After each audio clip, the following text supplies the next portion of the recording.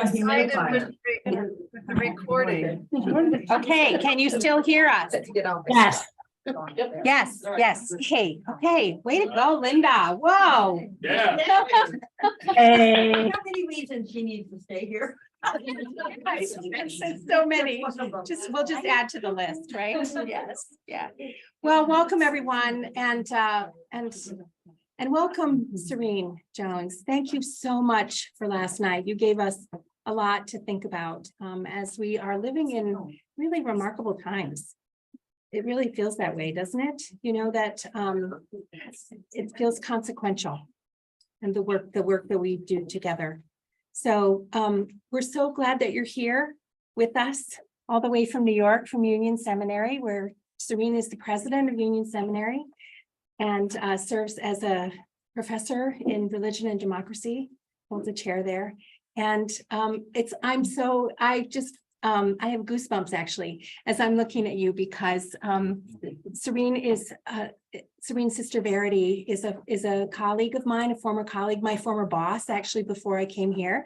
And Gracie, Serene's niece, lived with us for a summer during COVID when she was an AmeriCorps volunteer. And it was such a delight.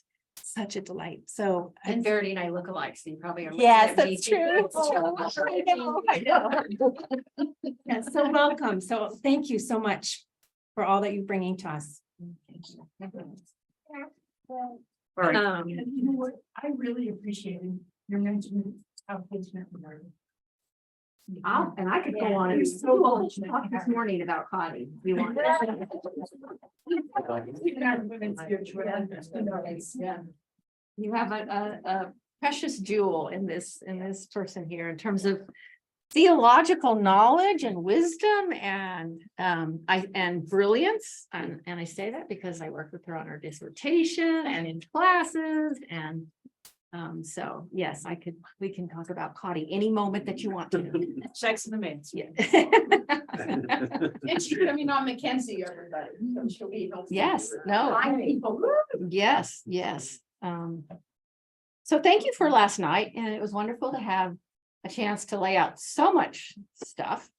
And this morning, as I was thinking about what to talk about today in this more informal environment, last night I talked very broadly about trauma, and we did go a little bit into the deep intergenerational trauma around anti-Black violence and white extremist supremacy, Christian form in the United States. And I'm happy to come back and talk more about that. But I was sort of just going through and listing the multiple layers of trauma. We were just talking, let's see, where are you? It's me.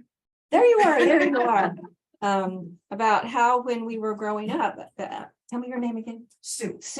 So Sue works with people who are experiencing trauma. And we were talking about how when even I was growing up, every day was not filled with yet another word of doom.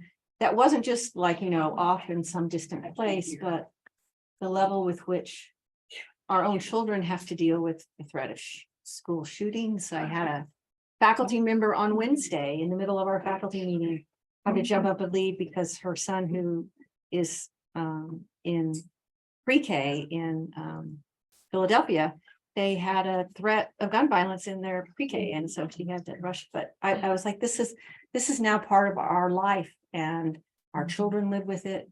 We live with it. So, in addition to talking about anti-Black violence and racial violence in our country, talk about gun violence and just the extreme levels, numbing levels to which it has come. I'm teaching a course this semester it's just a real privilege to do this with, there's 3 professors, Cornell West and Gary Dorian, who teaches Cornell West. Yes. Okay. Cornell West, Gary Dorian, who's a social ethicist, who is amazing. Recently written a book on the Black social gospel movement, but basically traces, the theological history of African American communities in the United States, and what they've contributed to it. So put that in your hopper for future McKinsey. Gary is amazing. So the three of us are teaching a course called Religion and the U.S. Crisis. And it's basically an extended course on trauma. But what Cornel West said at the beginning of the class has become a constant theme. And he said, there's many levels of trauma that we need to be talking about. He said, but the biggest threat at this particular moment in time is the fight against fascism. Yeah. Because if we lose that fight, we don't have the chance to undertake any of the other struggles. And that was sort of a shock to the union students who always have their own favorite social justice issue that they're focusing on. But to have Cornel West say the fight against fascism, so this is another dramatic change in our times. I never thought that would be a struggle that would happen in my life in this country, but it is a real threat. It is a real threat that our democracy, we could possibly see the end of that in our time, and our children and the generations to come may well see it. So I now put that at the top of the list of the traumatic force. I mean, to be threatened with a undermining of something as basic as democracy, which we've taken for granted, that we're basically going to live as a collective from election to election. We may be happier or not with who's running it. We may have huge battles about particular foreign policies and domestic policies, but to see that the very possibility of collective governance is being thwarted is huge in terms of what it does to our sense of everyday stability. And every day it gets chipped away. Yes. Every day. Yes, yes, yes. And it's getting chipped away every day at the level of voting rights. It's scary. It's scary. Yes, to yeah, face. yes, it is very, it is. And it's something that in our churches, which I know you all are, we need to take seriously we don't often think, because we haven't had to think about democracy as a theological linchpin of our identities. We need to think about it as churches, and how much the whole conception of the people deciding the conditions under which they live is fundamentally based on the deep belief that every person is of equal value and has the capacity and the right to participate in making decisions about how we live collectively. And that's a deep, in this case, Christian value. It's one of the values that actually runs across the different world religions. If you were to find, one or two things that you find in every deep levels of religions, it's the notion of love, and it's the notion of what love does to your understanding of humanity and the earth. And that brings me to, of course, what is a huge crisis and a huge trauma that we also have not grown up in our churches with resources for managing. And that is the sense that we are living on an earth that we have in effect been killing for centuries, and the catastrophe of that constant violence is now upon us. And it is not something in the future. It is here now and impacting our lives. And I think living in Colorado, you have a much more acute sense of that. I was talking with some of you last night, but I stayed with a friend when I arrived for an evening, who was telling me about the nearby fire.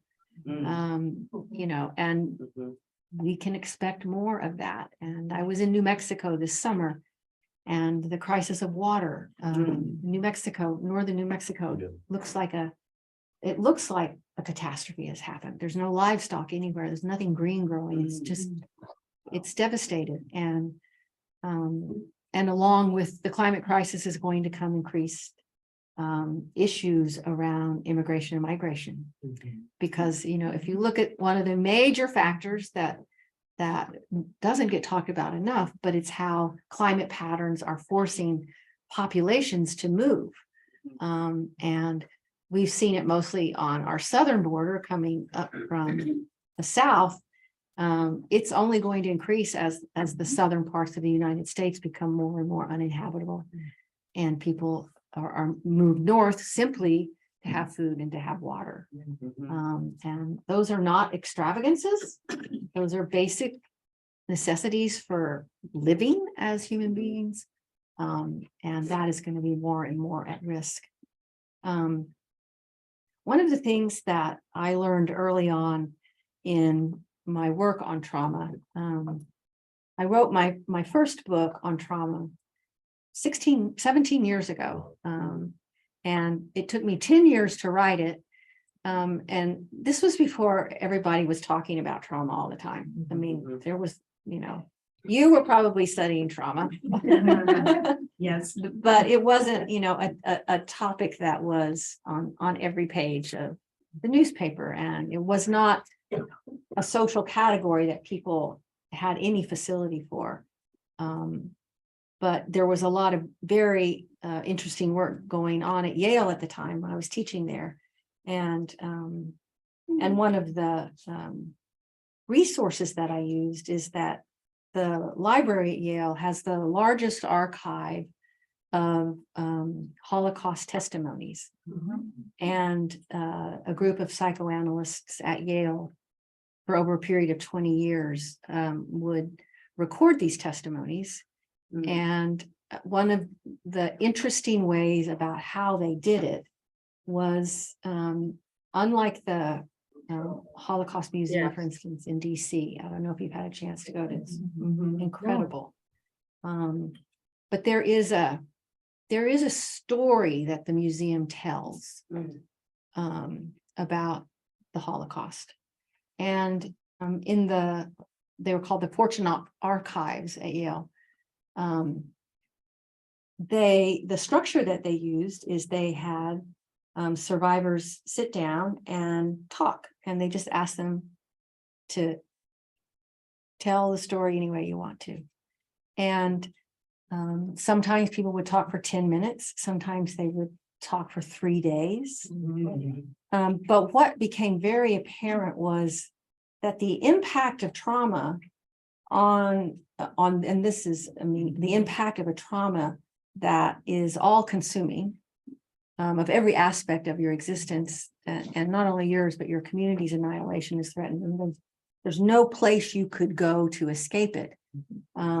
Is that it really, it fractures your sense of time. So you don't,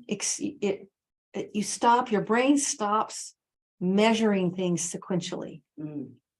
Because time itself has been sort of blown up. And so they didn't tell stories that were narratively sequential. That's not the way the experience of the Holocaust came out. It was like a moment here and a moment here.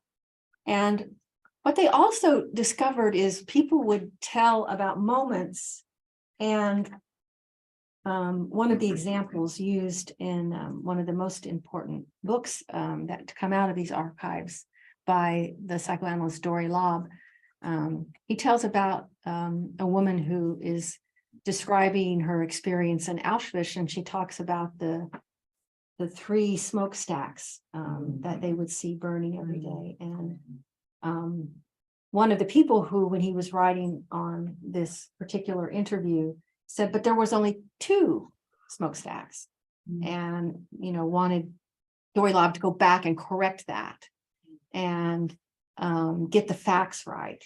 And he said, it doesn't matter if there were 2 or if there were 3. The story she was telling was the voice of trauma, and it was the voice of her experience. So they also discovered it's not going to be a sequential story. That is a story of a series of facts. Although you can't dismiss, it's not as if facts don't matter. We're not going to go that route. But it's not a story that the details of the facts actually hold the truth of what's being spoken. But what is also so interesting about this literature, that I think can be of educational value to us in the present day, is the impact of violence and literally, it's often referred to in these interviews as the catastrophic. And the catastrophic is that which is so all-encompassing and so devastating that there is no place left untouched by it. That there is no more devastating thing than you can do to the human body and consciousness than to put them in the context of the catastrophic, because you lose all of your bearings. And the very things that you need to propel you forward have been disabled, disconnected.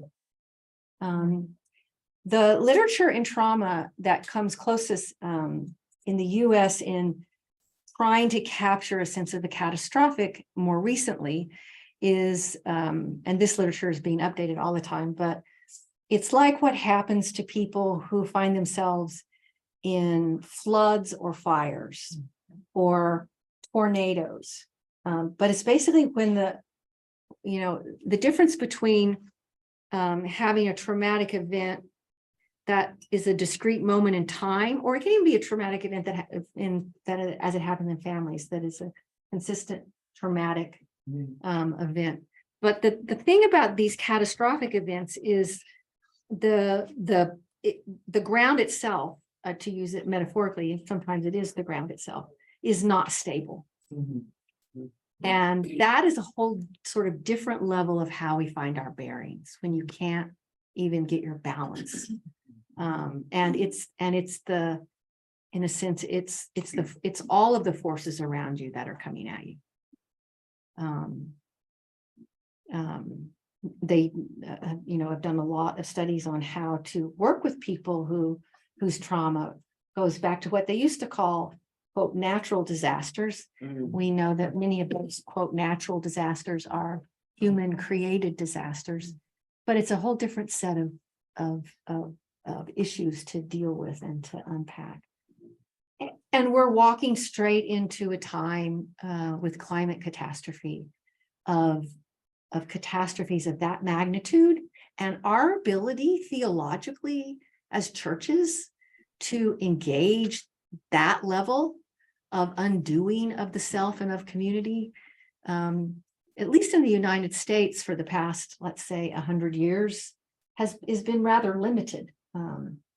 And I think that that's a big shift that as communities we need to take. And dealing with the climate catastrophe, we have a center at Union that's called the Center for Earth Ethics. And it's run by Corinna Gore, who is Al Gore's daughter. So she got good creds on the climate side. But she talks about, I mean, she goes around the country talking about the climate catastrophe. But one of the things that she has begun saying lately is that when we think about climate catastrophe, for the last 20 years, mostly we've been focused on the science of how we understand what's happening to our environment, animals, plants, living creatures, the whole reality of the earth on which we live, and how are we either going to be able to address or not those issues. But we have seen as the problem as the planet and what's happening to it. She says, I don't mean to dismiss that at all. She says, but what we have yet to do is turn the camera on ourselves and say, what kind of human beings have we become that created these conditions? And that the focus for churches, for religious communities who are equipped to ask questions at that level, has to be intense and immediate. But it's to really ask a question about who we are as human beings. What have we evolved to become What happened to our consciousness, our sense of interconnectedness with the world around us, that we extracted and consumed the very conditions of our existence? Another thing that she points out, she says, under the conditions of capitalism, over time, everything in our existence has become valued in terms of its monetary value. And when that is so pervasive, it invades how we think about everything, no matter how hard we try not to. It's impossible to escape it. We think about its monetary value. We calculate in terms of money. As human beings, the sort of pushing back with another value system. Our religious communities, our churches are important places for that to come from.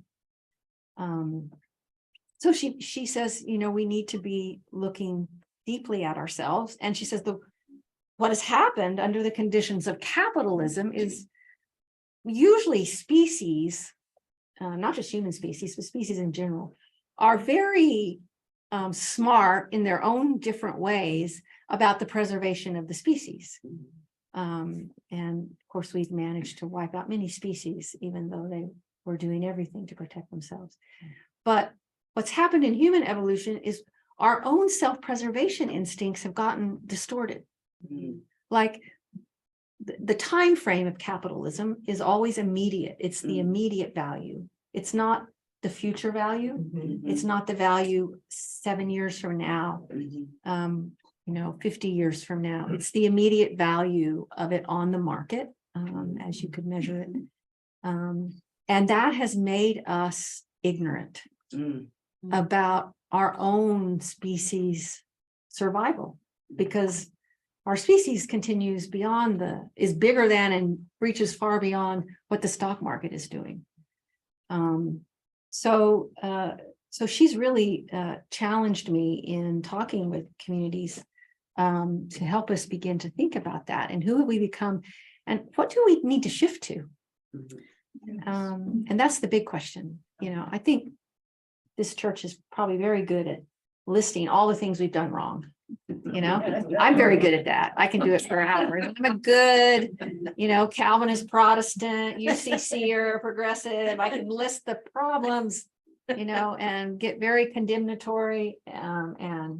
But imagining a different way of being that's prospective into the future is something that we're not equipped to do very easily.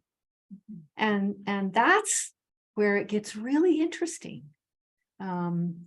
So for me, working with the Center for Earth Ethics, I have been reading and thinking and a lot about and listening to podcasts and been in conversations about how much we have lost our connections, apart from maybe our dogs, somewhat our cats, but our dogs.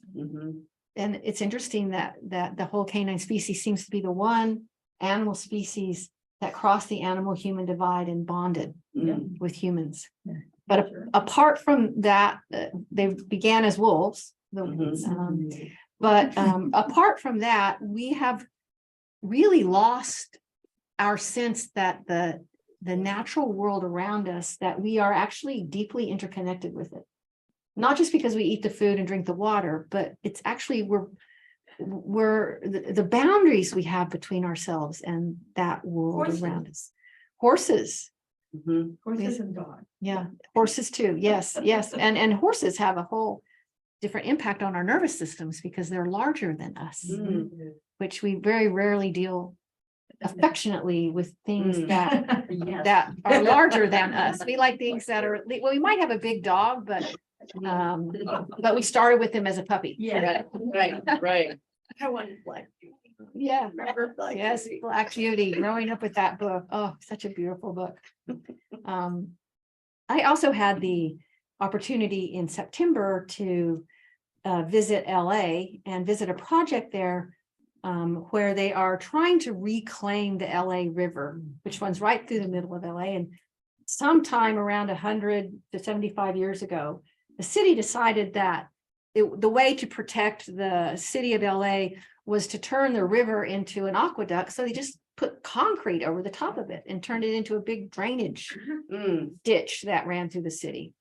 And as they've started to reclaim the river, they've started pulling up big hunks of this, 10 feet of concrete, and discovering that the original river is still there. And with it are all sorts of plant species that have become that are no longer growing in the whole LA area. And so they're trying to grow these plants again. And as part of their project, they've also found lots of mushrooms. And they have a warehouse where they grow mushrooms. And in growing mushrooms, they grow, I always get the word wrong, the mycelium. And I've known about the mycelium for a long time, but I've never had the chance to see it on a large scale. And you can see the mycelium the size of this room. And for those of you who don't know what the mycelium is, it's this tissue that mushrooms makes to connect them with each other. But in forests, they serve as the sort of communication nervous system of the forest, through which lots of communication is going on, that our forest and plants, and that's the role that mushrooms serve, are actually through this mycelium in what we would think of as conversation, but communicating and protecting and supporting growth and sustainability. So I think about that mycelium a lot, and I think how human beings, we have no concept of our mycelium. We think of ourselves as individuals. In fact, it's so ironic that when Howdy and I were in graduate school, the common image used to talk about the notion of the isolated individual that really sprung up in the 17th century in Europe during the Enlightenment. They would call it the mushroom theory of human persons, that we were all just little mushrooms popping up here. Now, the irony is they had no sense of the mycelium. They were missing that, So yes, we are mushrooms and we're all interconnected. But to begin to think about that, because that mycelium is there connecting all of us to each other and connecting us to the floor and the air in this room and all that exists. Which I forget who I talked to last night about the binaries. About the what? Binaries. Someone, maybe she's online. The dualities? The duality. Oh, that was you. Yes. I'm sorry. You're sitting right here. Sorry. Yes. We were talking about in my book, Call It Grace, the last third of the book is devoted to trying to find new ways of thinking. And one of those is to try to stop experiencing and categorizing everything that we are and everything we do and how we interact with it. First of all, under a monetary system that's been in place via capitalism, but also to stop defining everything by what it isn't. And that's the way since the Enlightenment, really since the Greeks, but intensified during the Enlightenment, our brains have been designed to function. So I can understand myself by defining my difference from you. And you can see the results of that culturally in that we define everything according to our differences, which deepen cleavages. Not to say that our differences aren't important, but if our differences aren't embedded in a notion of the mycelium that makes us all connected and the same, then those differences become occasions for conflict rather than simply celebration or expansion of knowledge or, reaching further. So that I think having a much more fluid sense of our own boundedness as individuals and as communities. And I don't mean to say that in a dangerous way, because I do think that we have a lot of confusion about boundaries in our culture. But I by boundaries, I'm not meaning, like in my role, I need to be limited and very conscious of how I can abuse power, which I think is a conversation we need to always be having. But more the sense of that, that we are fluid. We are fluid creatures, and the whole world around us is in a fluid state.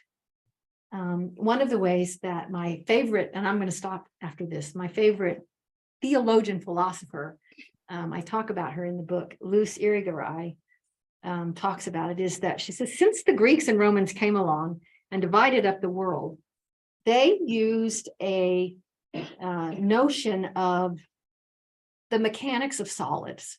So underlying the imaginative constructs that they did, to imagine the world in terms of, were things, objects. It was like the mechanics of things and how they bump up against each other and how they interact with one another. And one of the claims she makes is that was actually a mistaken move, because when you look at the way in which we actually interact with each other, objects interact, entities, it's much more, and we know this from physics, we know this from all corners of science now, is much more, the quality of the interaction is much more fluid, that we are literally inter and intra-acting all the time. You see this throughout the gospel in terms of Jesus' own understanding of his role in the world. I'll end there now. I want to just end with one quick poetic passage that gives me hope. And it begins, do you hear the crack? Do you hear the pounding of the glaciers as they break? And he says, this is a time, those flows are history coming towards us. This is a time in which all the sins of the past have come up to grab a hold of us all at once. And they will not let us go until we take the greatest stride that humankind has ever taken. And that stride is exploration into God. And what that point reminds me is we can talk, and we need to be talking about the science of all of this, but we have dramatically underestimated as a culture the spiritual and deeply religious challenge that is ahead of us. In fact, I would say the greatest challenge ahead of us is, are we at a spiritual level, understanding of the meaning and purpose of our lives, going to be able to shift our existence and how we understand ourselves and each other, and then as that changes, shift the way we live and exist on this planet. Last word, and then I'm just going to open it up. I've laid out all these traumas: racial violence, threat of fascism, climate crisis, gun violence. There's many more. But I want to recommend to you on the climate crisis a book that I just finished 2 weekends ago. Some of you may have read it, but it's called The Ministry of the Future. Have you read that? Yeah. Oh, mind-blowing book. So it's fiction. And the story is that the story takes place in around 2029, but the story starts in 2024, when at the meeting of COP24, reflecting on the Paris Accord, realizes that there's nobody at the table talking about the climate crisis representing the future, representing humanity and animals and plants. Nobody is there speaking for the future. So they create a small group of people they call the Ministry for the Future. And this book is a combination of they're not random, but they're stories from all over the world that give you a sense of the impact of climate crisis on communities. Then it's also the story of a woman named Mary from Ireland, who runs this ministry, and she's a very ordinary except extraordinary person, who with her team has taken on this because they are in a position to actually take action. And people may not agree with her and they may not do what she requests, but at least they will meet with her. And so it's about her journeys. And then throughout the book are also these very clear scientific reflections, like a scientific account of what is carbon and how did it get here and what does it mean to store it, because they come to the conclusion that storing it is what we need to be doing, which plants store it. How do we find plants that store more carbon? What is remarkable about this book is that they by no means solve the climate crisis, but they make enormous progress. They make enormous progress from very concrete ideas, many of which are spiritual. And a theme that runs throughout the book is, and you'll remember this, is the second in command at the Ministry for the Future keeps saying to Mary, we need a new religion. Our religion doesn't fit what's happening. We need a new religion. Mother Mary, yes. Mother Mary says we need a new religion. So, and she listens, but she says, I have no idea how to create a new religion. But I do feel that at this moment in time, as I just said, I think our crisis is spiritual. And I do feel that rather than feeling enormous despair and grief, although I do feel that at times about the shifts happening in our churches, with, you know, the across the country, the declining membership, which is happening in all religious communities across the country. But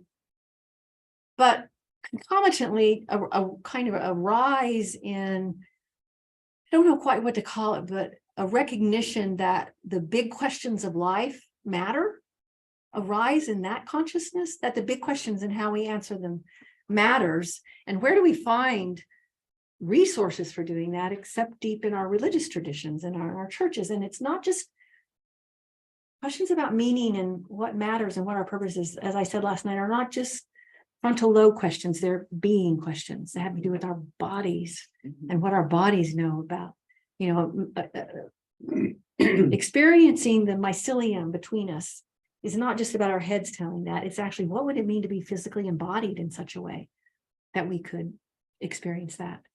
So I recommend this book. It's really long, but it is well worth the time because it does, with the blending together of narrative, of stories, of her work, political stories, and of scientific stories, take us into a future that is imaginable, in which we come to a place where we sustain ourselves.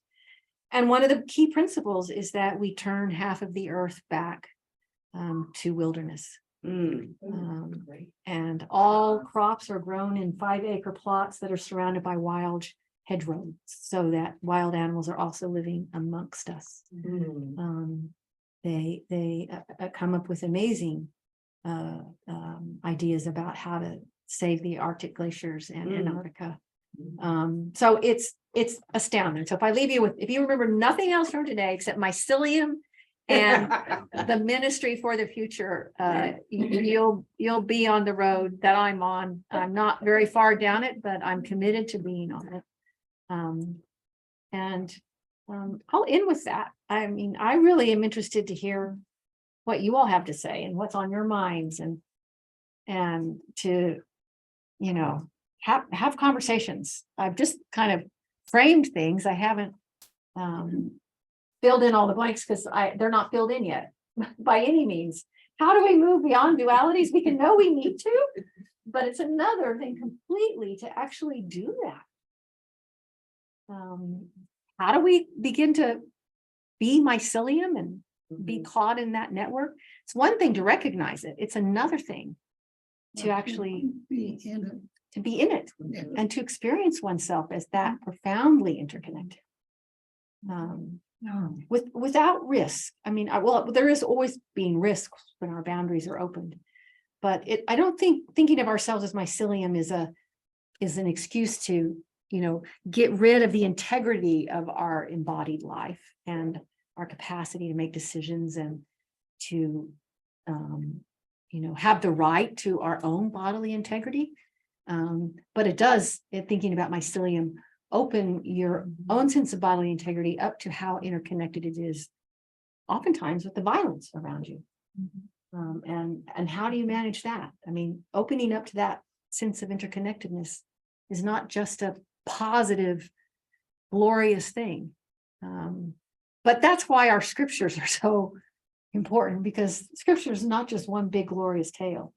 It is a tale of human beings messing up in profound ways and God staying present and continuing the story and being with us in love and continuing to lay out before us at least the next day, if not a long future. So That's the constant. yeah.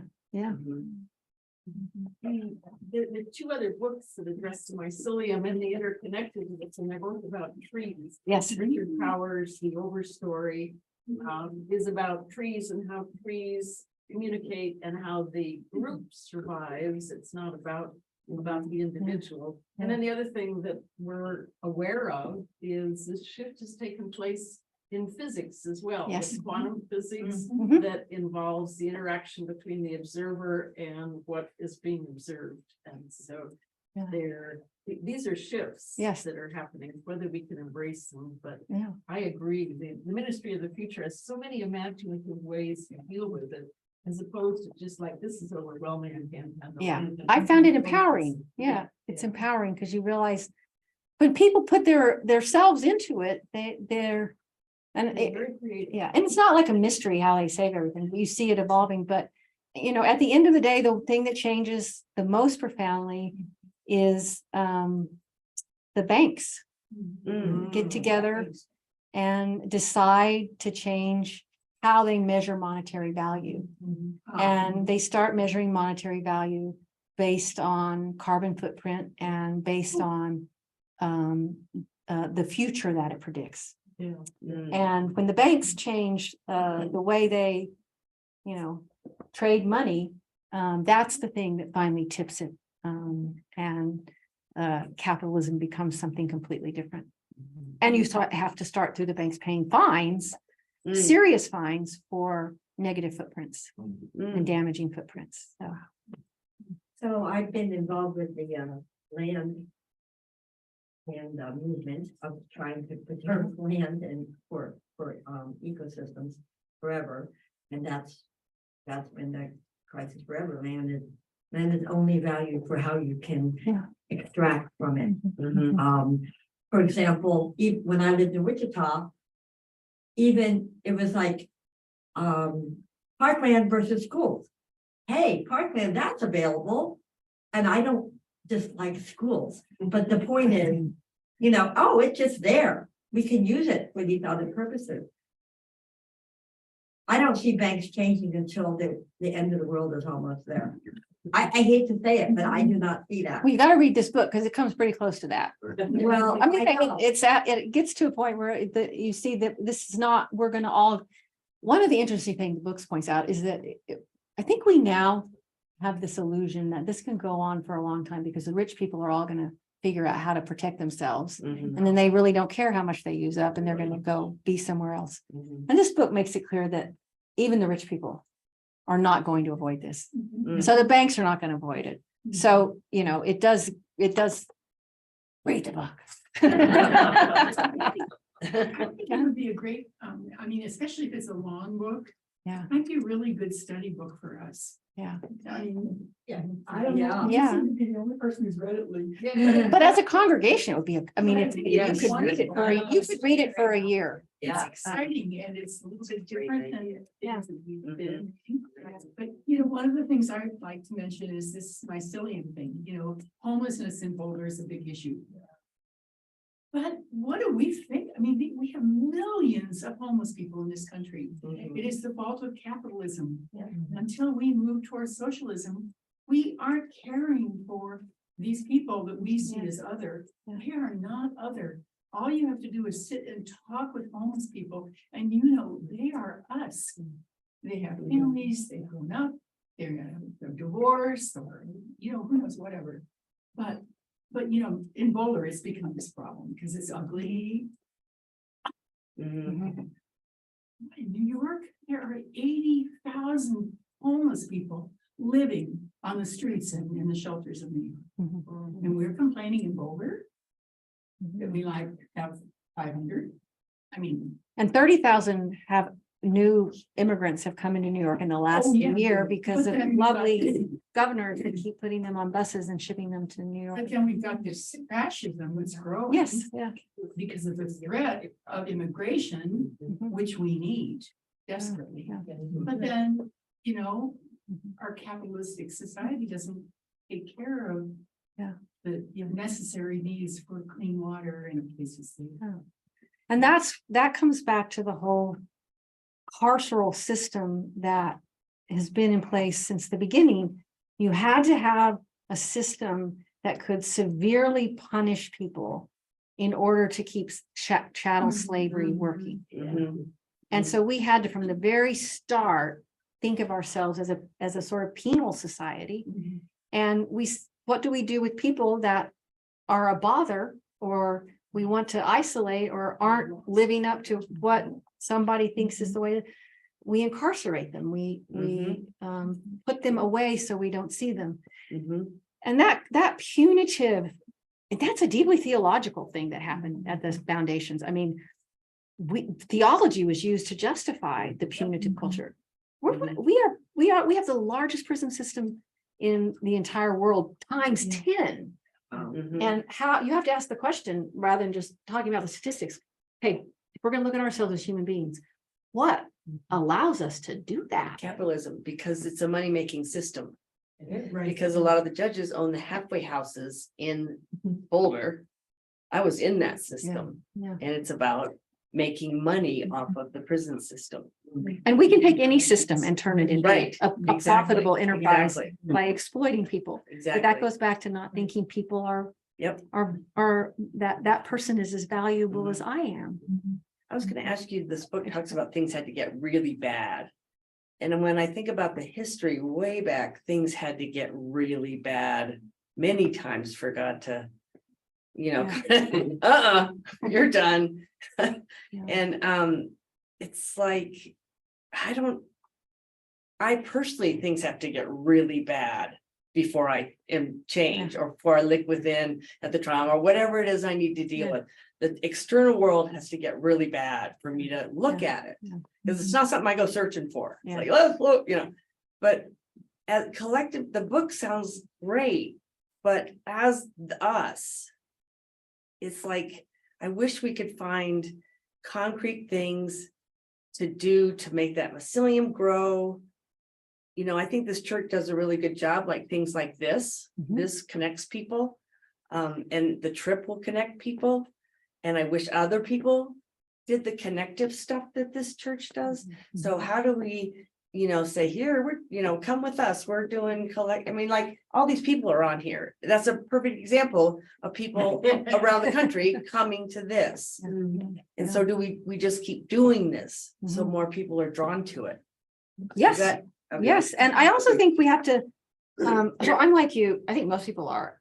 The biggest changes in my own life come not so much when it gets so bad, but when I just simply can't do it the way I used to do it. I stop having the will Mhm. to do it. Yeah.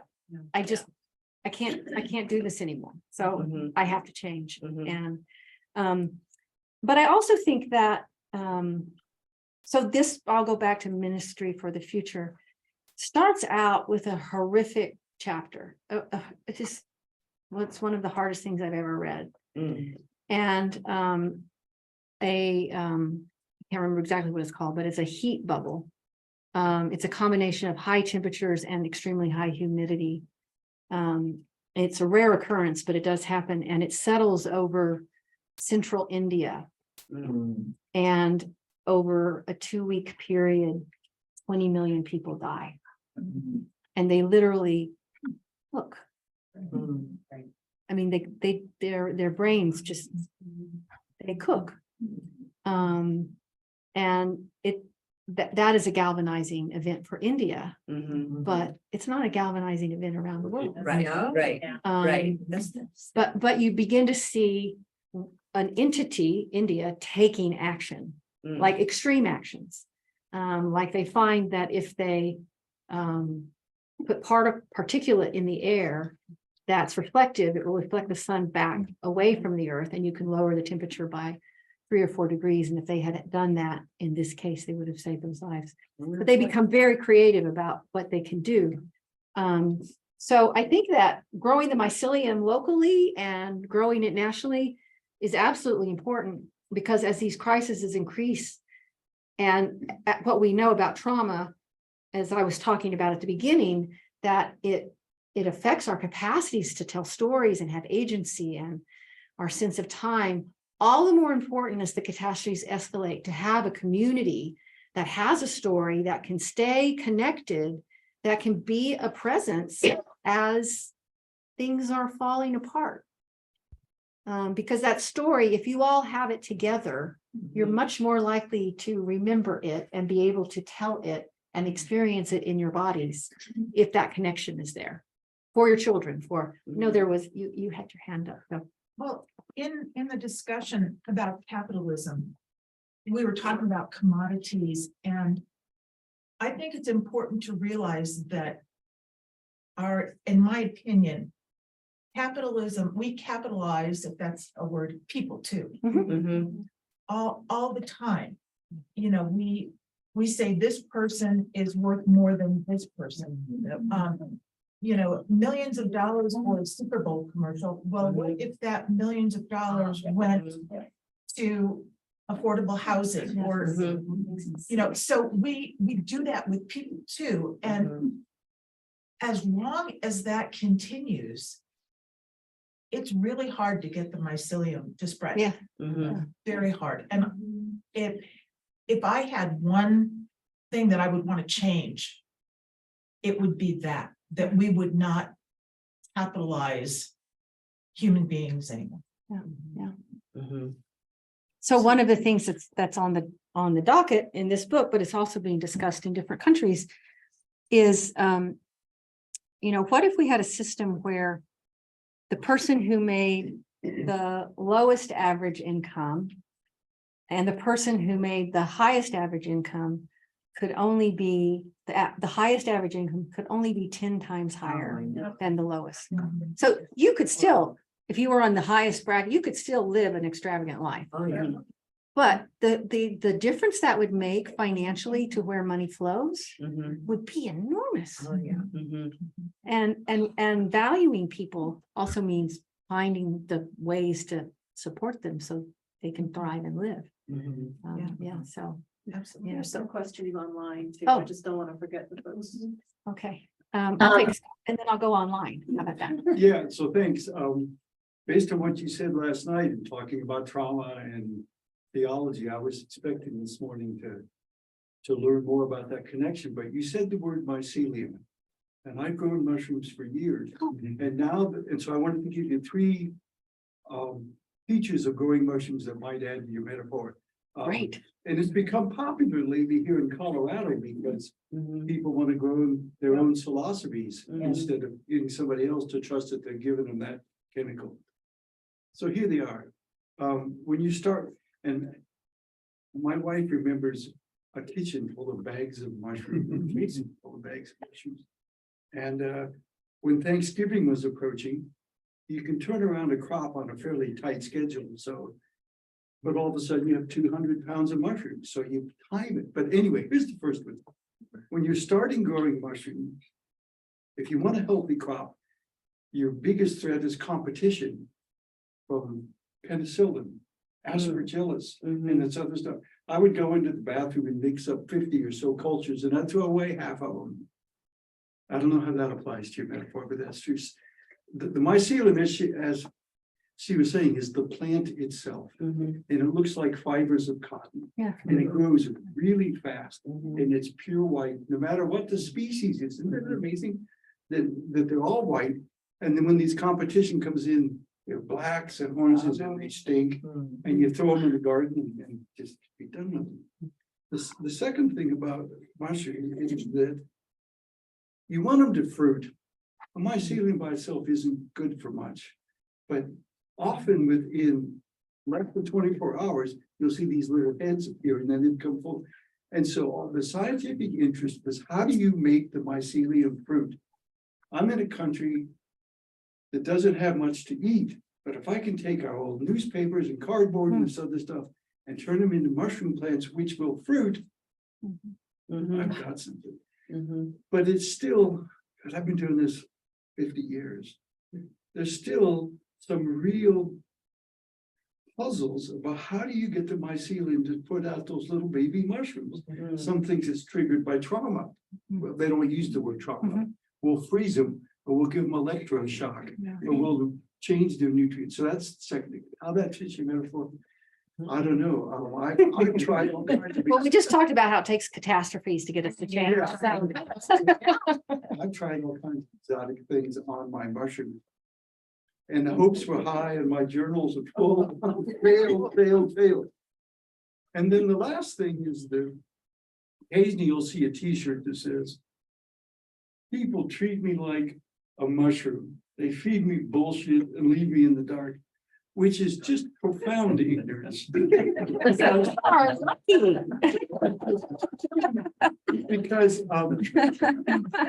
the mushroom cultivation is maybe 150 years old. And the trick that people figured out early was you got to have constant humidity and constant temperature. And so abandoned coal mines fit the bill. They had those things. But if you want them to fruit, at some point they need light. And all the mushrooms that I grew, I never used bullshit. I used straw and weed grass. So that's the third thing. The first one is competition. There's a lot. So when I make mushrooms, I sterilize everything just to give the mushrooms a head start. But competition is what really does in your mycelium. Second is, how do you get them to fruit? So if we are all mycelium, what is our fruit and what makes it happen? And then the last thing is, you got to have light. There is no mushrooms that I know of that will grow and the light is often the trigger. We've been hiking in the desert in Utah and I'd see a little mushroom and I'd grab that sucker thinking, okay, if you can grow in the desert, I failed on that one too, Don. So I offer those to you. Thank you for listening. Oh, that's wonderful. Did you ever imagine we would go from trauma to mycelium? I mean, I hope that you received this as an unexpected connection here. So thank you for your work. Yes. Mary, online. Hi, Mary. Hello. Hi. Oh, nice to see you. I'm really going to go beyond my comfort I zone. can't hear you. Can you hear me? Oh, can you hear me? Wait, Mary. Hi. Can you hear me? Not muted, it should be. No, I'm not Mary, is muted. your microphone on? My Sorry, mic. Muting and unmuting. Or turn the volume up Okay. on her. Can you hear? Yeah, my mic. Can you hear me? Mary, can you type your question in the text? In the chat? In the chat. Can you hear me now? Okay. Oh, Type your question, Mary. Is there somebody else on Zoom that has a question? maybe everyone can. All right. Pam Archer, will you do me a favor? Unmute yourself and just say hi. Hi, I don't think you can hear folks on Zoom. All right, one moment. My question. Pam, Mary, say something now. Can you hear me now? Oh, good. Thank you. So I'm going to go beyond my comfort zone here and be uncomfortable because I think that's part of how change happens, is to leave our comfort zone. And I was really impressed horribly last night. Horribly, like it gave me horror, right? When you said that at the same time that African people were coming here, the Europeans who were coming were losing 25% of, probably at the least, of their population due to violence. And so I'm not going to talk sequentially, and I'll try to moderate this carefully, which I'm not so good at always doing. But I have always been so moved by the African American community, the ways in which people come together over tragedy. And, you know, in the last years, people aren't hiding their pain and their tragedy. And, you know, there's a mycelium there and has been for so long that is phenomenal. It's phenomenal. And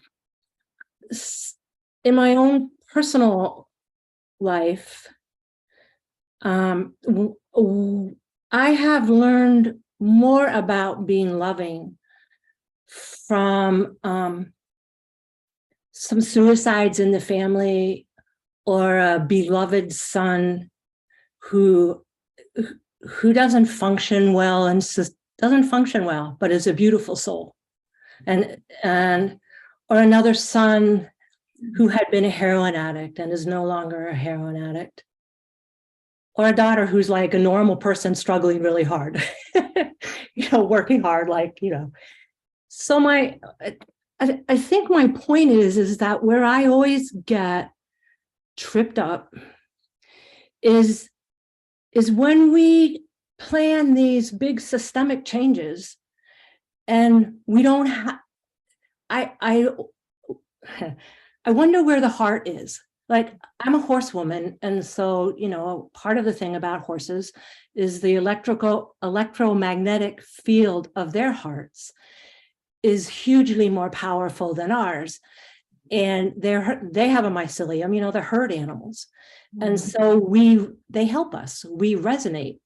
They help us resonate at a higher and more herd-like level. And so I've always had, in the past, I was a minister until too many things happened for me to keep on. And that's my thing. But I never understand really how to engage as a white privileged woman who doesn't have that soul benefit of being and I put benefit in quotation marks here, of being in the African American community and having that power. I don't know how to connect a lot of times on a heart level, you know, where we're all really deeply connected that way. And then we have these new creative ideas for how to create change. I don't know I never know how to fit in or how to come into being in churches.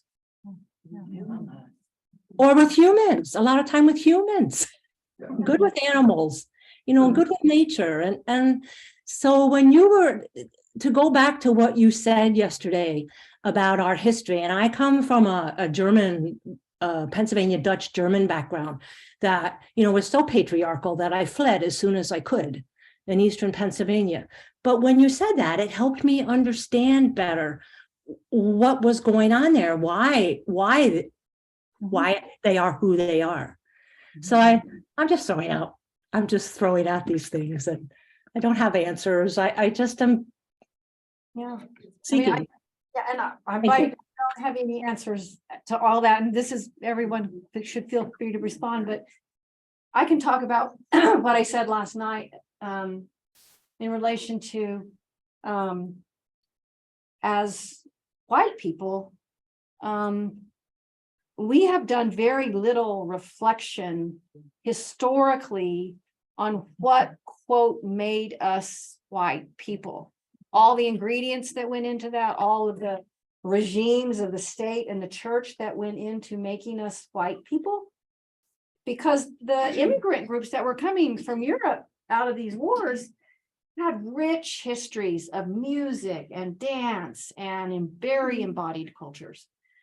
And they come to this country and they are put into a notion of whiteness, which so this is being very simplistic, but in order to be the, quote, policing class and to enforce the regimes of chattel slavery, you have to be cut off from your heart and your body. it doesn't work if you're connected to yourself. And so pretty soon it becomes that, being white in America means having, being raised in contexts where the embodied practices that you're talking about in the Black community, those can't exist because that would be very threatening. And yet the histories of those being there are there. So I think it's not an answer to your question, but I think that we just have to start pushing back and connecting to ourselves and our bodies and our communities in new ways, which means doing our own homework on our families. And in my book, in Call It Grace, my opening chapter is the history of my family getting to Oklahoma from Pennsylvania. And then it's about the really violent racial history of my white family. I'll never forget preaching on, I have a story about a really, when you go to the museum, you will, the Human Rights Museum, you will see a plaque for a woman named Mary Nelson, who was lynched along with her son in the town where my great-grandparents had settled. And it's only a town of like 300 people. And it's a terrible, terrible story. And my family never said anything about this. And my grandfather, who I grew up knowing would have been about 6 at the time. And it just can't help but wonder what that does to a 6-year-old boy to see his whole entire white community participate as an act of celebration in this extreme act of violence.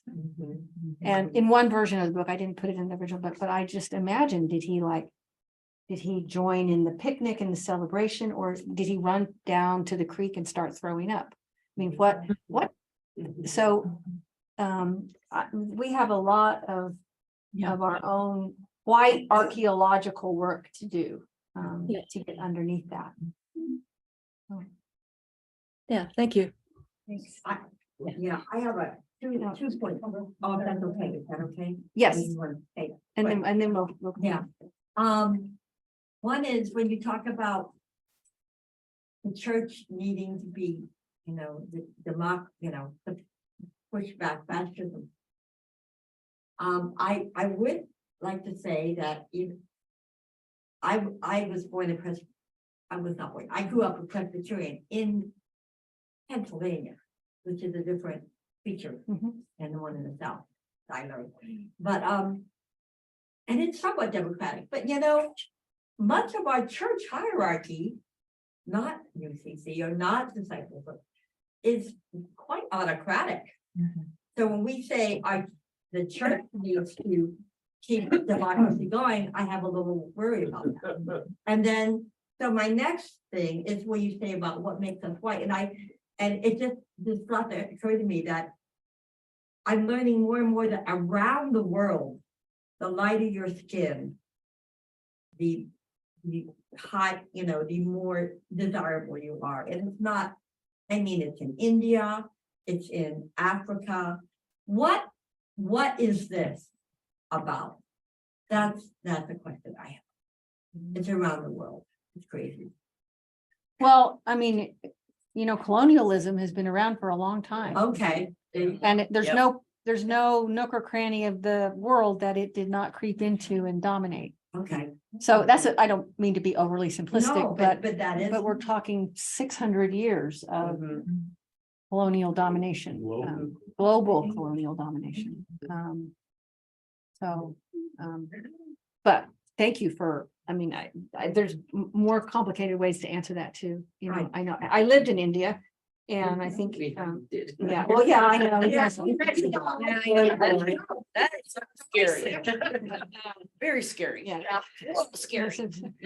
But one of the things that, in terms of, there are those who are below even Dalits, who are extremely dark. And one of in the Indian storytelling about color is that the darker your skin, the more time you've spent over generations in the sun doing agricultural labor, which means the poorer you've been.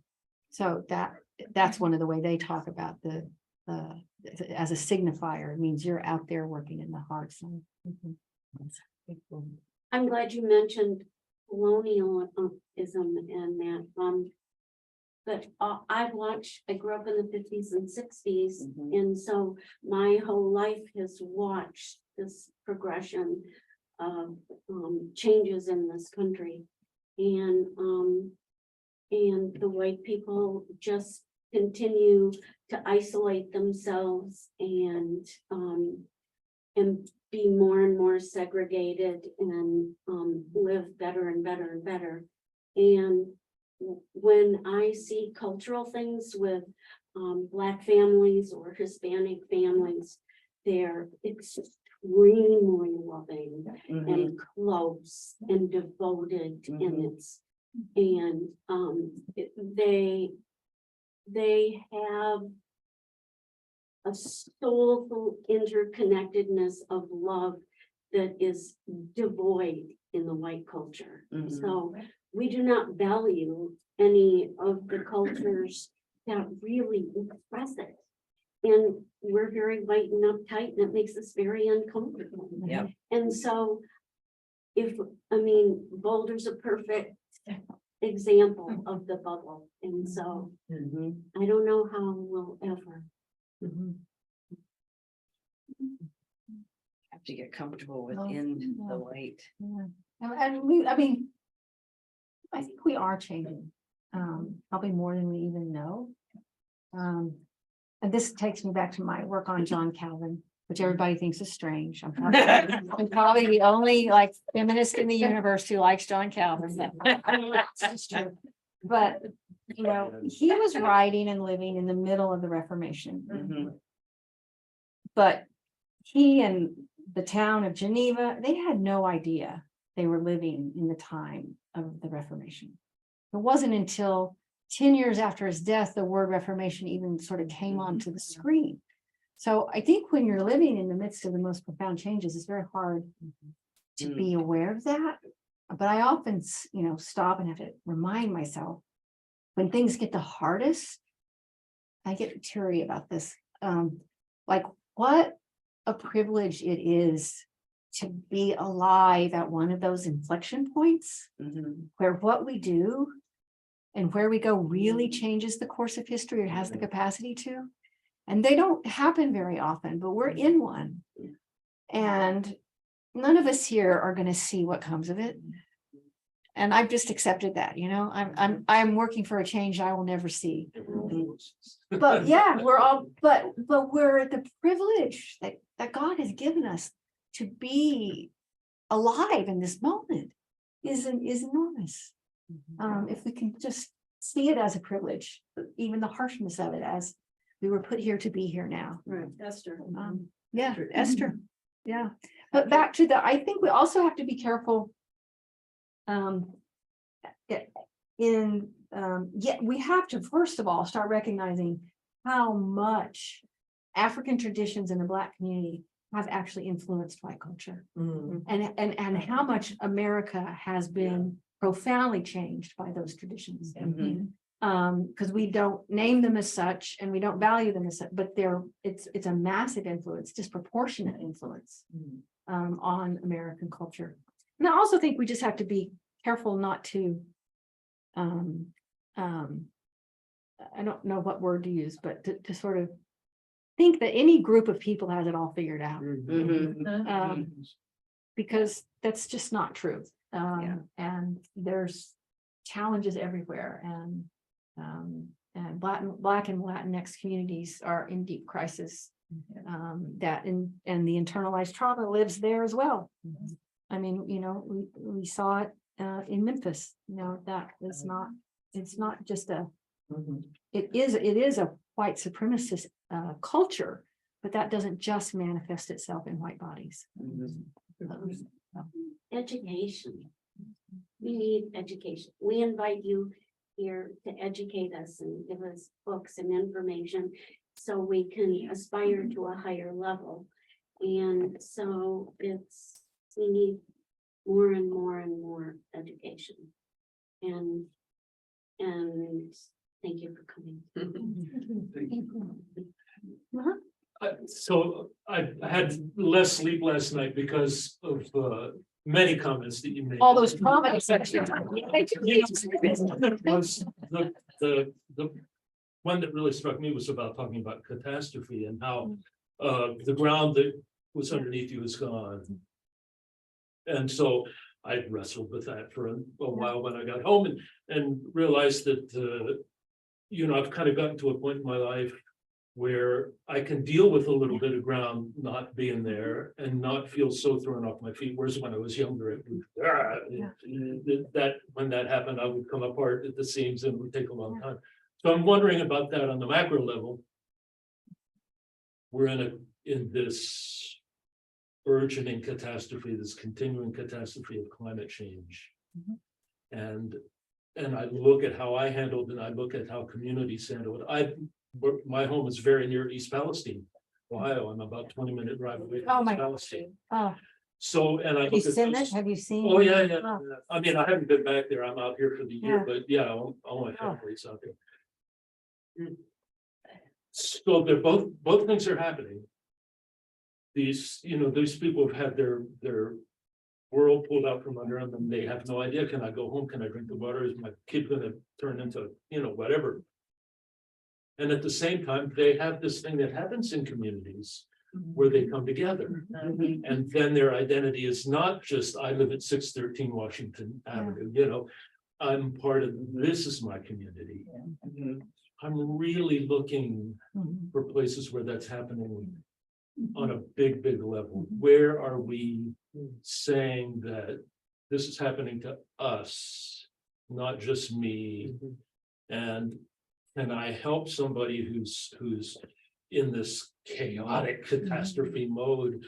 Can we help each other to negotiate that and kind of look forward? I don't know if that's so much a question, but how do we do it? How do we keep going in that direction where we don't get totally thrown off our feet by these things, but can move forward with them? Maybe that's the question.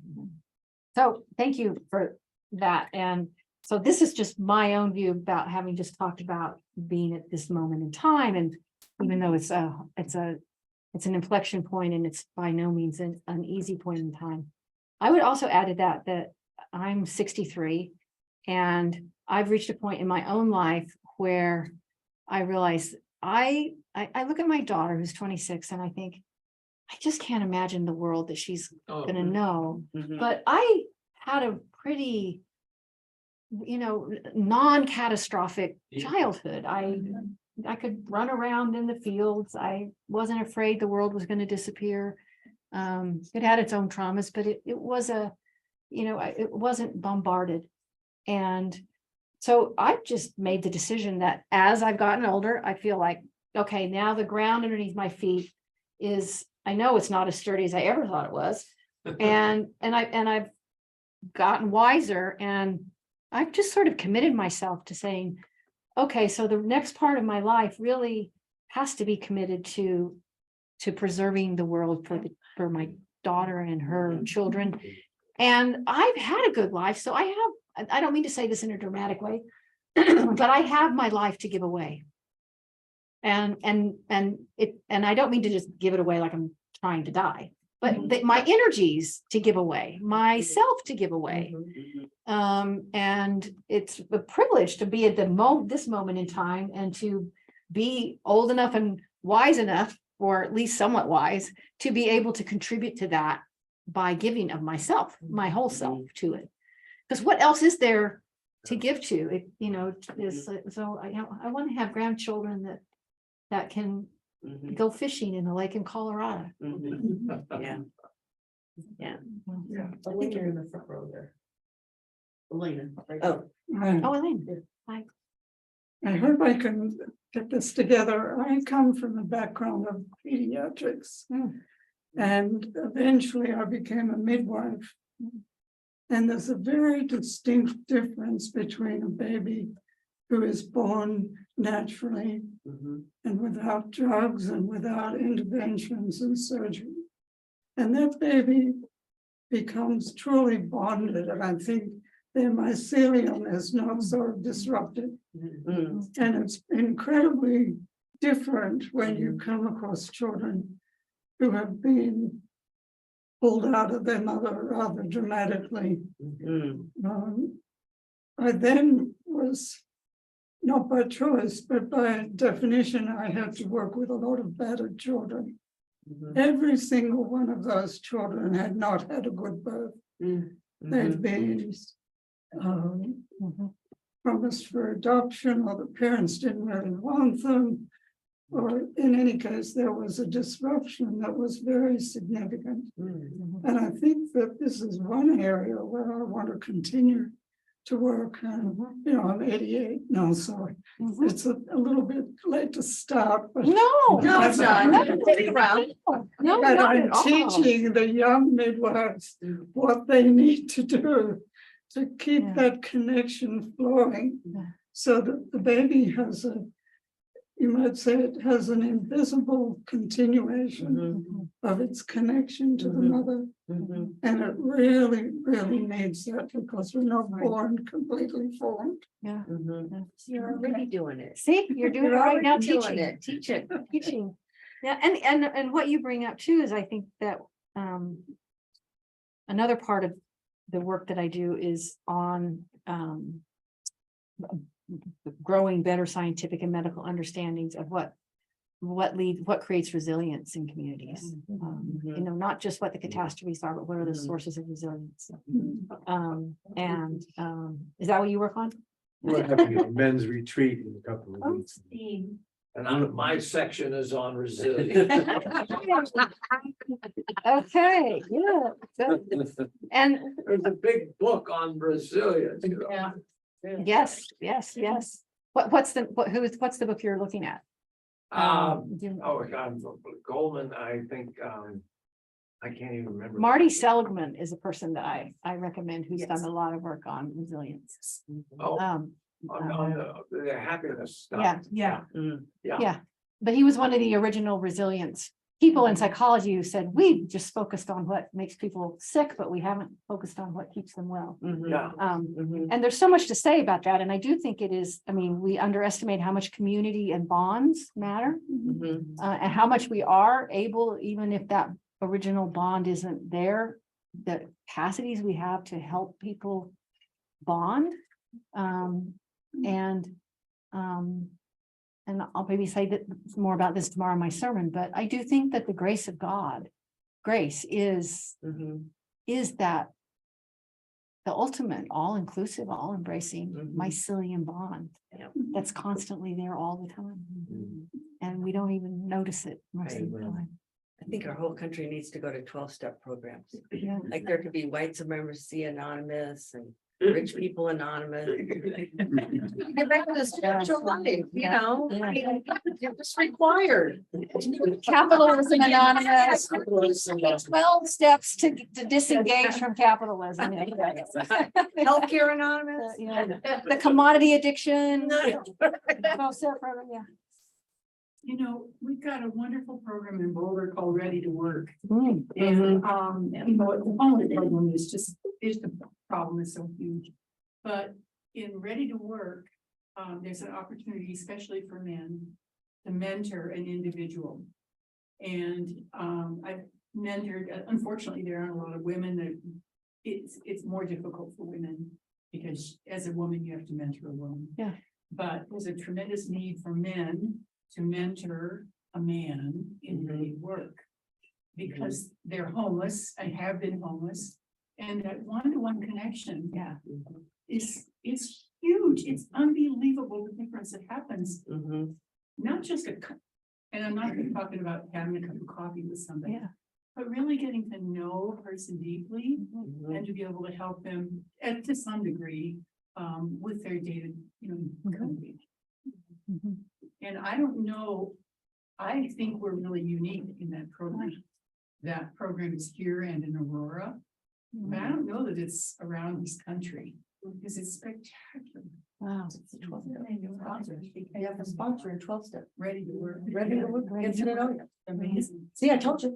I don't think we have that in New York City, but that sounds fantastic. And it is that one-on-one. We talk about how, what we can do now in this moment, and you're doing it. Right. And I mean, there's so many ways that is like the massive social changes that happen are not a flashpoint result of a mass protest, although I'm high on mass protests, but it is collectively when we reach a point where we have changed to such a degree that what exists is no longer tolerable to us. And that happens in the interconnections of our communities and our relationships with people. That's when mass change happens. You know, another facet of the Ready to Work program that I really appreciate is at Bridge House is that people live in community, in a intentional community. In more of a dormitory style living, and people have meals together, so to overcome the isolations that is so much a part of the homeless condition. You know, I was just thinking about, Patrick reminded me in what you were saying, that very early on in the pandemic, I started reading Rebecca Solnit. Someone gave me the book, A Paradise Built in Hell. And she studies catastrophes, disasters, natural disasters, earthquakes, tornadoes, and what happens in the community. The story that the media often tells is about people looting or the violence, but the story that doesn't get told as fully, and the story that she focuses on in her work is what happens when people come together and care for one another, and create that kind of community and sacrifice for each other in the midst of a disaster. And the big question that she asks is, what can we learn from that we can use all the time? How can we use those moments to transform how we live together all the time? Yeah, she doesn't have an answer, but she just, but that's what she really focuses on, story after story after story after story. It's very powerful. We're not hearing anything about what's happening in the community of East Palestine, which is rich and important. What we're hearing about is that Trump is visiting or Buttigieg is visiting. And that's impactful, absolutely. But there's actually stuff. But I've been reading that the community has come together and is massively protesting and trying to hold the and also companies keeping people alive. Yeah, keeping people alive and keeping there and holding the insurance companies. I mean, really, and cross bipartisan. I mean, these are ex-union people. When there were industries there, they were all union families. I'm worried when I hear that the train company says, well, we'll test your water, just sign this form that says you won't sue us. I sure hope that someoe's doing something about that. They are. I mean, from what we have someone who knows much more than I do here, but as I've been keeping track of it, what's happening in the community is quite remarkable. Like, so it reminds me of Flint, Michigan. And their lead and their pipes and how long that's been going on. But it's the same kind of thing. I mean, you know, and poisoned. The kids were. And where we look for examples of this, we can like Chris, the book you were mentioning. There are places all over the country that have remarkable histories of how communities have come together and created change. And it's very easy in the United States to think that we have to find US examples, but you know, most, for instance, just take Europe as an example, most countries in Europe are doing better in terms of taking care of people than we are. Oh, yes. And that's not very far away that you have to, they don't have mass incarceration, they don't have guns. They actually, their immigration policies are much more humane. National health. And they have national health. National education. Yes. How about syphilis? Yes.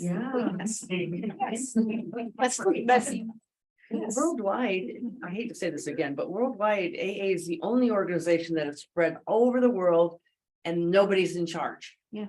You know, there isn't one person in charge. You know, they've looked like, how do you, and that's how, it's all service. It just exists by service. And small groups. Yeah, and small groups. I mean, that's you have to find your community. Another one. That's the answer right there. Yeah, nobody, as I'm thinking about this, I mean, we always want strategies. We always want answers. You know, what's our takeaway coming today? So as, you encouraged us yesterday, to this morning to imagine, like to start imagining. And yesterday you gave the example of seeing the Rockies for the first time and how that shifted your paradigm, your way of thinking, your perspective. What kind of things can we do to stop ourselves from buying into the anti-imagination? Like, a woman here who's 88, who says, you know, I'm sorry, it's too late. It's not too late. What if you told somebody something today and that person ran with it? Mhm. You know, so what strategies as a community of faith, because we are a Christian organization, you know, we are a church. What strategies can help us get past that de-imagination or unimagination, imagining, Outside the box. so that we don't just stick with what we know, that there are no mountains. Mhm. Or we know that there's just this program that works, or this program that works. And that's our whole worldview is based on that. Mhm. What can we do as a community to start going, Think outside the box. yeah, Well, it sounds like this trip that you're going on is an amazing moment like that. You know, I think that it's called Live to Work, ready to work. That sounds like an amazing, I mean, I do think in my own life, the Rockies is like a grand example, but the biggest transformations, you know, when you just getting close to someone who has a life so different from your own. Mhm. Yeah. That the love that comes from those bonds is so transformative of your worldview. Mhm. And then I think that the other place that opens up our hearts is the ability to let ourselves make art. Because that, I think that does something to our imaginations, and especially when we make art together, Or music. like music, art, dance, but just places that connect to parts other than our constraining frontal lobe. What do you And- think of our hearts? I love those hearts. Those hearts were great. Who's an artist also? in addition to being a Yeah. singer? You know. Yes. Well, I think the other thing that we need to do is to cultivate a mindset of empathy. Mhm. And the difficult task for us as progressives is that includes those, it's just, Yep. Mhm. you know, Yeah. those other people.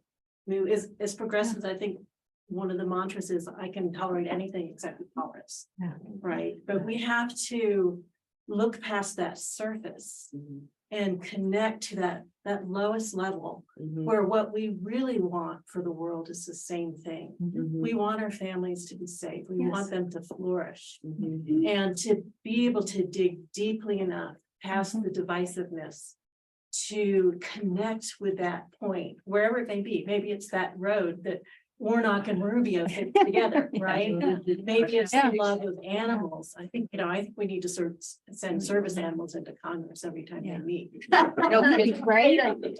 Dogs and horses. Horses too. When they're making the wrong decision.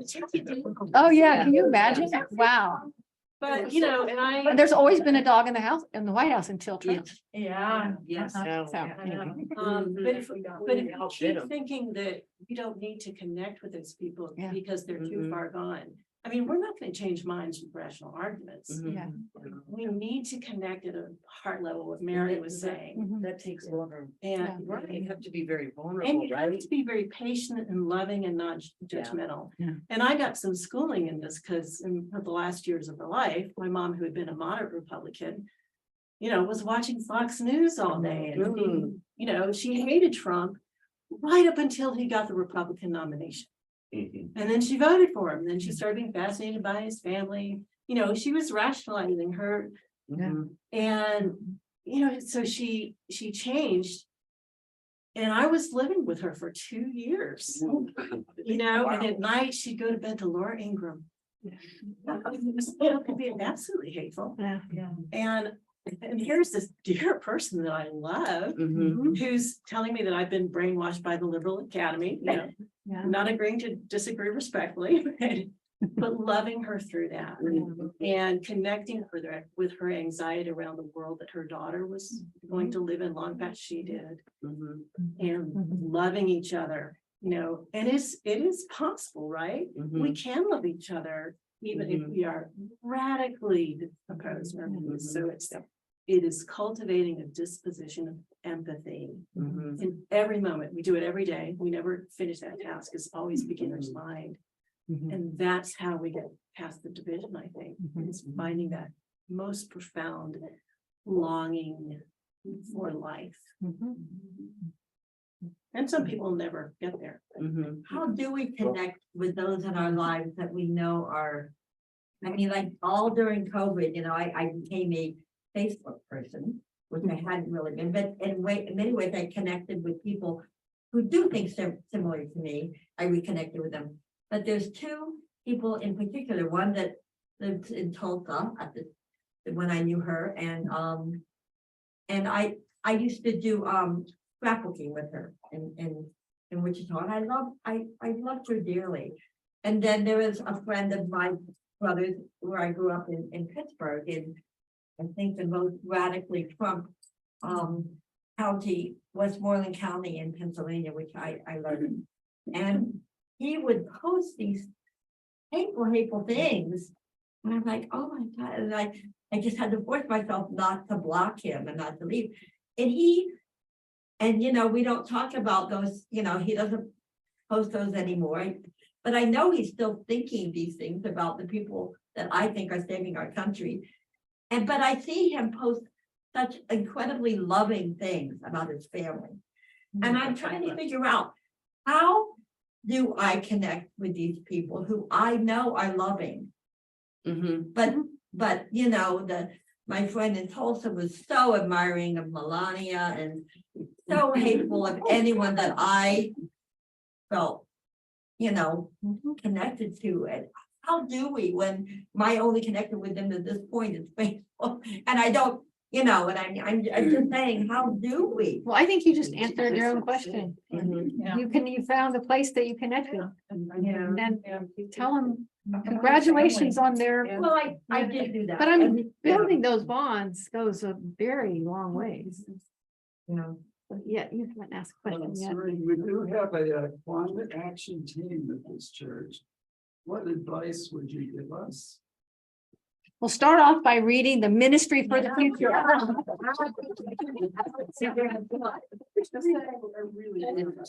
As a church. Yeah, I do too. Along with The trees book, yes, the trees book's amazing, and yes, yeah. We also have in Boulder, the Planet Project, Yeah. which is run by the son of one of our former members of the church, but that is Mhm. oriented towards action and what can you do in your Yeah. connections. And it's very good. Yeah. Catherine Hayhoe says Yeah. that we should talk about it, which is exactly what you've done this morning, so thank you for that. But based on your reading and so forth, what do you think we should be focusing on? One of the great things about Catherine Hayhoe is she is a white conservative evangelical scientist who has come out on climate change so strongly. And it just goes to show you examples of people who, we brought her to Union to give lectures and she's amazing. I mean, it sounds like you all are doing a lot and you're already on the right path. I've learned from each other. It's very, I think that a lot of the actions that are going to move us forward are going to be local. And so not knowing enough about Boulder and the surrounding communities and how you are present here, I can't say direct things, but there's bound to be a multitude of climate issues that collectively action can be taken on. Water, you just started with water alone, and You yourself can take a little bag and pick up trash when you walk. That's what that's little, but that's big. Julie Graff Fry, will you turn on your mic? Thank you, Linda. In the chat, you're Serene, so I'm like, because you're on your computer, but I recognize your voice. Anyway, so thank you so much for being here this weekend. It's just so thought-provoking and inspirational. So I want to say that. And then my question is, in the context of how our human species is not taking care of the earth or threatening the earth or not being good stewards, if you will. How do you reconcile? So as a person who loves biology and who's studied biology, one of the primary threats that I see is the human population, that it's grown too large, and that any population of a species that approaches the carrying capacity of their environment does a deep dive. And so my question is, how do we simultaneously love all of humanity and address what I see as one of the biggest threats is population run amok and out of control? That's a good question. Yeah. I mean, it's interesting. The new data on the population shows that globally it's sort of stopped growing and is starting to go down. There could be good parts to that people are having smaller families. It could also have to do with the question of what the toxicity of our planet has done to fertility. Yeah. So both of those factors have to be kept in play. But it does seem that, 10 years ago, it was like, we're going to keep growing forever until we have, but the population does seem to be declining and declining across in all over the globe. It's not, we're not looking at a continued exponential growth anymore. And I don't think anyone 10 years expected that. I still don't think we know why. So that's also going to be part of what Sperm activity has decreased. Sperm motility, sperm, not. I was reading that, yeah. Yeah. Yeah, has tremendous fertility. Because of the environment. Yeah, I wonder about You know, autoimmune sperm diseases. are very active in these, which is decreasing population density. For example, that may be happening in China. Yeah. Which is. And I think that's part of our species reaching that carrying capacity of the planet. So I think in the long run, the bigger question we're going to have is like, how do we keep reproducing? because I think that. But I do believe that the sperm question has something to do with China. Yeah. Because of course, there's tremendous environmental degradation in China. Water pollution, environmental pollution, air pollution, which has affected sperm motility and sperm, whatever the other thing is, you know what I'm talking about. So it's an interesting thing that, in some ways nature is saying, nature's telling us something. And whether we want to or not, our bodies are hearing it.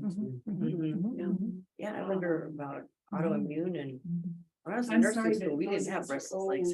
are living so long, but I don't want to stop doing that. However, most of us are now dying with all kinds of artificial parts of our body. We promise to help the world, right? Because we're living, yeah. Very good. No, very good. So, is there anything I'm going to take a hand up here and then. Is there still, are there Well, more? I may have missed this, but I was curious who authored the book, The Ministry for the Future. Robinson, Kim Stanley Robinson. You're right. Okay, great. Thank you. I'll lower my hand there. I'm gonna kind of change the topic of conversation, but one area of trauma that you haven't brought up, which I see in my work a lot, is religious trauma. And I find that at times that's a very difficult trauma to overcome. I list myself as a Christian because a lot of people want faith-based therapy. However, that can be really hard, especially when you're dealing with someone that's very conservative and, everything is very black and white. But when I find that a lot of people too have been traumatized by the churches that they grew up in. Mhm, yep, And to me, that's a significant area that we have to deal with as Christians,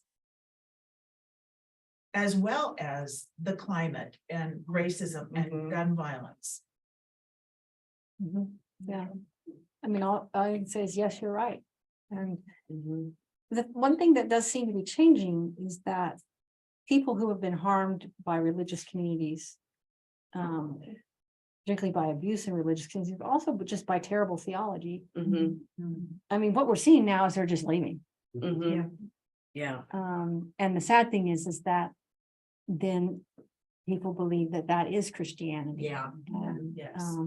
so part of that work is, and a great, people leave at great cost to themselves because, you know, they oftentimes walk away from God, Yeah. which is can be such a significant part of one's life and worldview and community. And, you know, at Union, it's interesting, a third of our students are spiritual but not religious. And of that third, probably 3/4 are LGBTQ and have left the only reason they're spiritual but not religious is because they've been either left or been kicked out of their churches. And then just the kind of healing that has to happen in those contexts. But the spirituality and the desire to, you know, make the world a better place and lead communities is so strong. And so that's why I think that something new is emerging that can hold people better than our churches have. But yes, it is very hard to work with people around religious harm, and that is as old as religion. Yeah. So there was an interview on NPR the other day of a man who's getting his PhD at Union, and he's Mormon. And the whole thing was about him not dropping out of the Mormon church, but him coming to Union, and that he wants to work with this church to accept LGBTQI. plus. And it was interesting. I haven't studied. I didn't get his name though. He's at Union and he's there to change, you know, to make influence of his church and not leaving.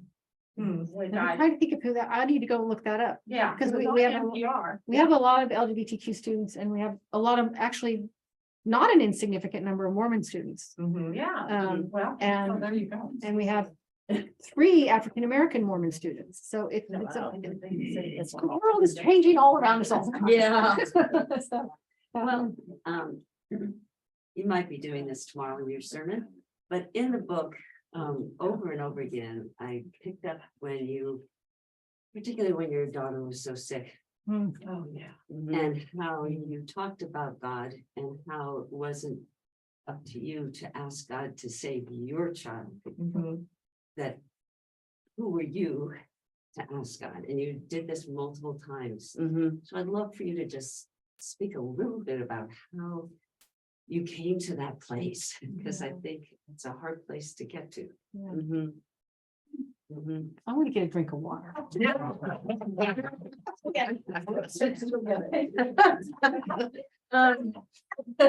It doesn't mean that in the depths of my being, you know, I wasn't putting everything into the universe to try to save my daughter. Right. But it goes back to this question of the distortions of Christianity. And I've never, at least in my family, we were never taught to believe in a God that, you know, answered intercessory prayer by saving the good people and punishing the bad people. And every time growing up, we would hear, there's nothing wrong with praying that the person you love is saved, you know, because that's just who we are. But anyone who's aware of the magnitude of trauma in the world and the pain and the horror and the death, it's like, you know, do I really think that God could, you know, not save the hundreds of thousands of people in the earthquakes in Turkey, and yet make a special case for my daughter. Mhm. But what I tried to turn that into for myself was a very spiritual moment, and that is a profound sense of solidarity with those who suffer. And I mean, in this case, when my daughter was so sick and I she basically died in my arms, and I was, it was like, God, I just felt this sense of connection to mothers across time and space who lost their children. You were mushrooming. Yeah, I was mushrooming. Yeah, but and I did not feel the absence of God. It just, God just wasn't, this isn't what God is the magic guy who flops down and decides to save this one child, which doesn't mean miracles don't happen in people's lives. But that is to believe that God acts that way is to have a very functional and a very, do we really believe in a God that could just cast off millions of people without a thought, and that they somehow deserve that, and then this one is special and deserves to be saved? The football players, and thank God for getting the touchdown. I was gonna say, it was James, the name is James Jones. Oh, James Jones. Yeah. He's actually an MDiv student. Yes, he's a Master's of Divinity student. He's Mormon, and he's African American. Yeah, that was the one. Yeah. I heard about Yeah. You talked about body trauma, and you talked about, we can't interpret here, so it goes back here. So that for me was disassociation. And so I had body stuff, but how does the collective, do we know anything about where in our body this other trauma is that we're talking about, whether it's religious, whether it's, because there's a bunch of different is there body systems that we know about that are directly related to the trauma that we experience? Yeah. Because we know what's happening, it's not dissociation, but our bodies are experiencing it too. Yeah. Like, is capitalism in my right shoulder? Yeah. Like that. Like that. I mean, that's Connie just said, there's the whole, in Buddhist and Indian and Hindu spirituality, the chakras are trying to all the different ways, breath and our bodies. Oh, gotcha. I mean, we have so much to learn. Yeah, We have so much to learn spiritually and scientifically about how all of this lives in us. So there could be some blocked chakras. yeah, but and even if we say we're aware of capitalism, we don't, it is like whiteness, it's so deep that it's impossible for us to become aware of it in a complete way or a sustained way. Because it's the existence we are. I mean, so it's more a question of how do you sort of, when you have those moments, you can push back against it, but the illusion that you have been able to just kind of step out of it and it's over here, and yet I'm living in Boulder, Colorado, and able to buy warm clothes in the winter, and I can come and be with this wonderful group of people. I mean, so that's part of the, and at one level, in order to simply live in the culture that we live in, you have to dissociate from the reality of what you're involved in at every step along the way. Right. Like every time you go to the grocery store, if you truly thought about every single piece of food and where it was coming from and what went into it, you wouldn't be able to eat it. Yeah. Right. So you kind of have to turn it off. Farm, I know this. Right. You were asking what you could do as a church, and I was thinking about this the other day, and I had to bring this up in my own church in New York, Riverside. But every year I go to 2 conferences on climate, and the one that I'm getting ready to go to in 2 weeks, one of the leaders of it has said that the single biggest immediate thing we could do to stop the carbon production is to stop eating beef. Just to stop eating beef and to stop, period, and then slowly move towards chickens and other forms of protein. But right now, the biggest producer of carbon in the United States, more than fossil fuels, is beef. And I don't mean to put this out there because I like beef, so I'm not saying. I'm not a vegetarian. I have to say, I can no longer sit down and eat a steak like I used to. Growing up in Oklahoma, we had steak twice a week. Right. So I look at the steak and it's like just not working for me anymore. Right.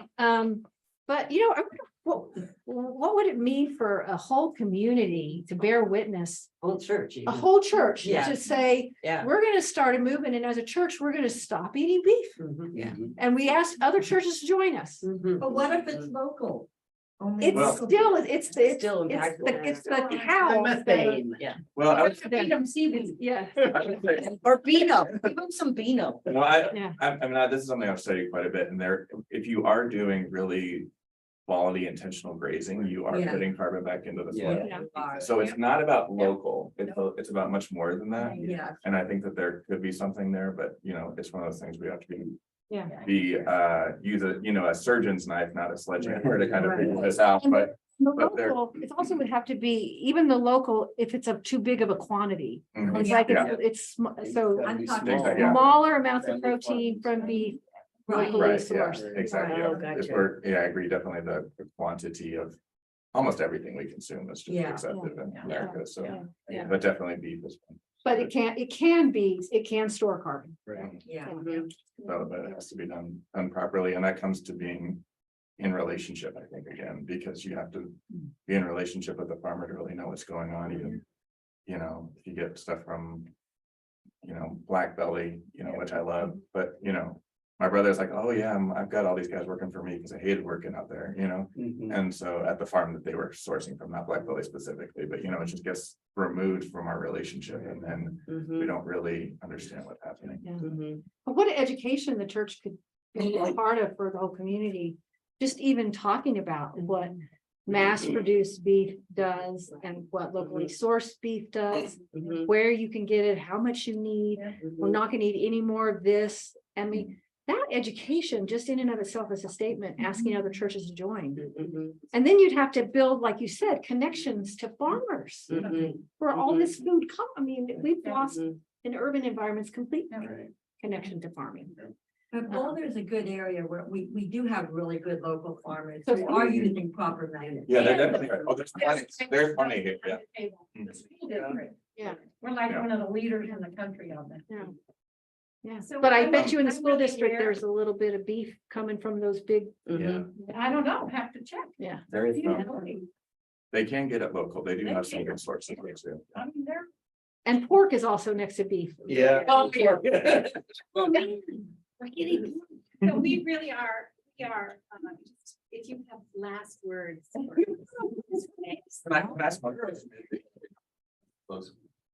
I just wanted to, so we kind of established the premise that being in relationship with people who are not like us is essential to this work. And I just wanted to know if you've seen churches do that well. Yeah, Like what can we do, as we imagine what our church could be if we're in relationship with others. yeah. I mean, the places that I've seen it work the best are, I have a little cabin in the Catskills, that's near a little town called Walton, New York. Population probably 15,000. And there's only like 2 churches in town. And one's Methodist and one's UCC, and they're both. And that is where the community gathers, and they're both, they have all the same fights in their churches. That are happening on a national scale, but they come together. And they come together on the city council, and they come together in church, they get to know each other, they come together on the city council.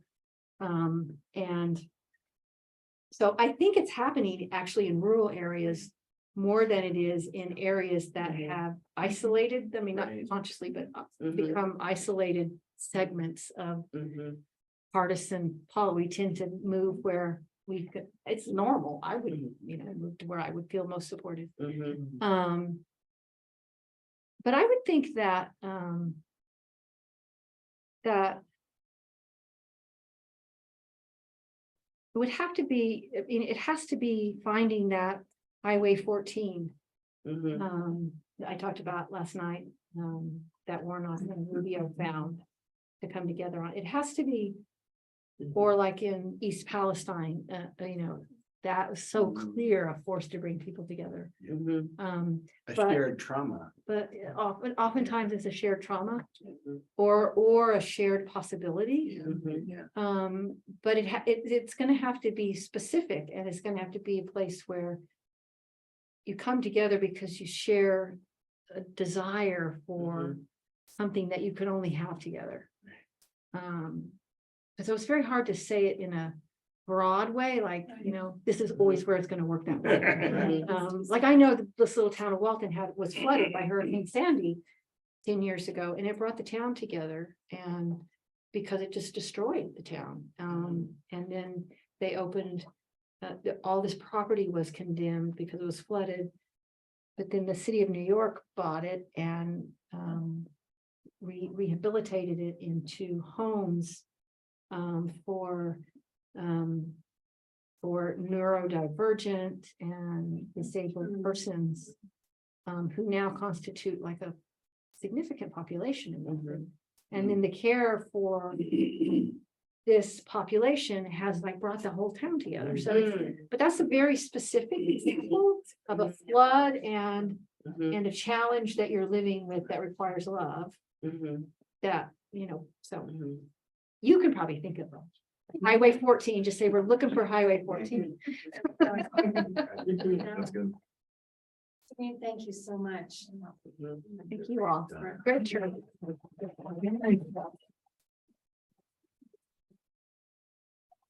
Like they should look for your Highway 14. Yeah. Mycelium. Go to mycelium, look for Highway 14. Yeah. There you go. So use your electric car when you're driving. Look for mycelium on Highway 14. And we're so glad that we did. Yeah, it'd be great. Thank you. Bye online. My biggest spiritual cause or thing is contempt prior to investigation. That's the big difference. Yeah.